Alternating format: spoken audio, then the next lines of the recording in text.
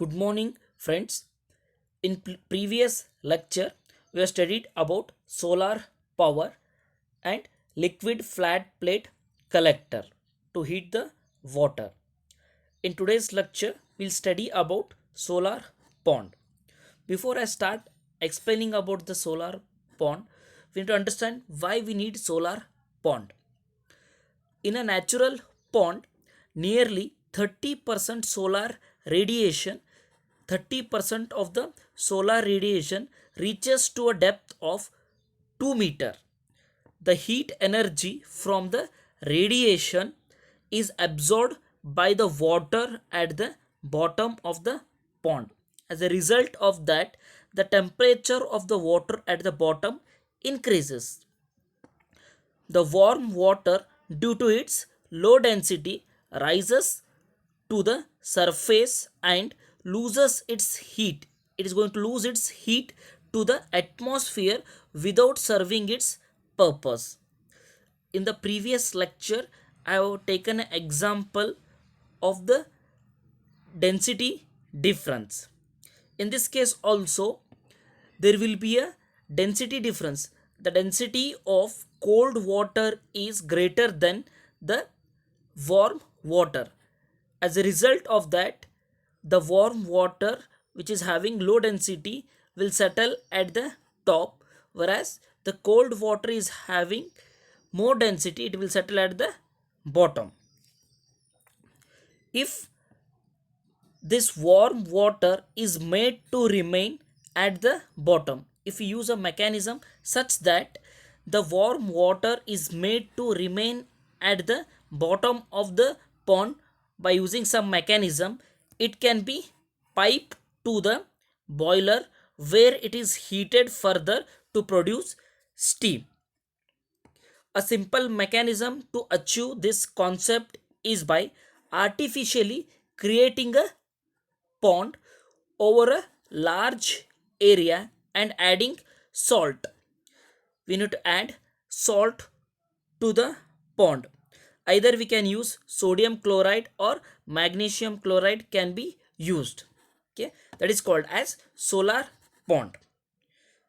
Solar pond is nothing but it is a pool of salt water that is used to collect and store solar energy. This heat energy can be used for various applications like heating, refrigeration, and solar power generation. Now, in detail, we are going to study about the solar pond. In the solar pond, you can see three zones are there. This is called as upper zone, and this is a lower zone, and this is a intermediate zone. Now, the salt dissolved in the water, making the water too heavy. As you add salt to the water, the density of the water increases.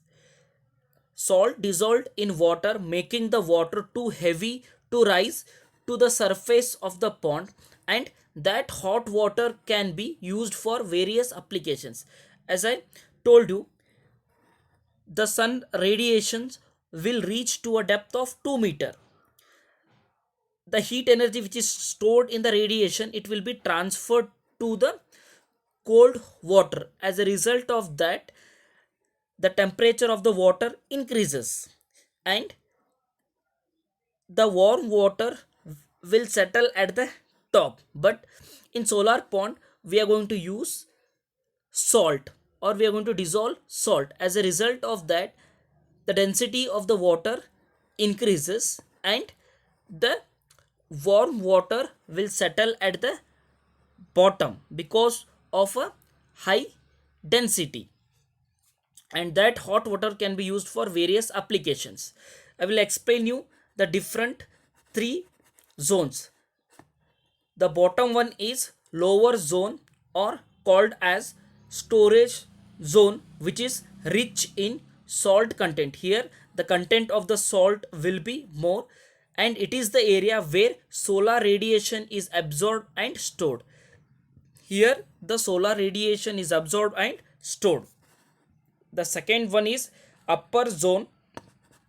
This is the upper zone of water called surface zone and is cold and has very low salt content.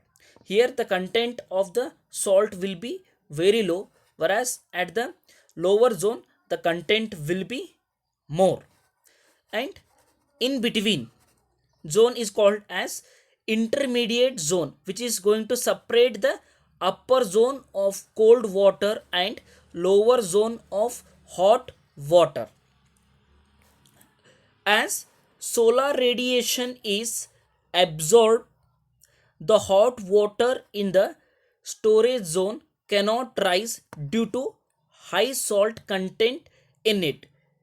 As you add more salt, the density of the water increases. Because of that, it will not rise to the top.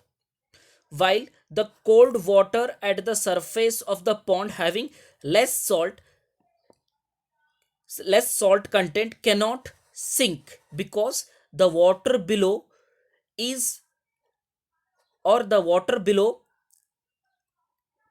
it has a lower salt content. Because of that reason, the cold water will remain at the upper zone, and the hot water thus remains in the bottom layer of the pond, from which useful heat may be withdrawn and it can be used for various purpose.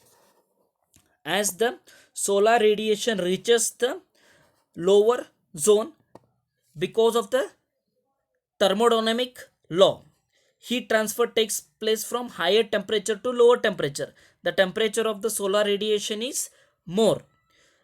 Now it is going to transfer the heat to the water at the bottom. As a result of that, the temperature of the water increases. Now they are going to use a piping arrangement. From one end a cold water is passed. The heat energy absorbed by the water at the lower zone, now it is going to transfer the heat to the cold water which is flowing inside the pipe. As a result of that, the temperature of the water increases. Now you can see that input is cold water, output is hot water. Now this hot water is made to enter the boiler, where the further heating of water is done, and the complete hot water will be converted into steam, which can be used for generation of electricity or generation of power. The notes for the uh, solar pond is given in the description. You can download that. Thank you.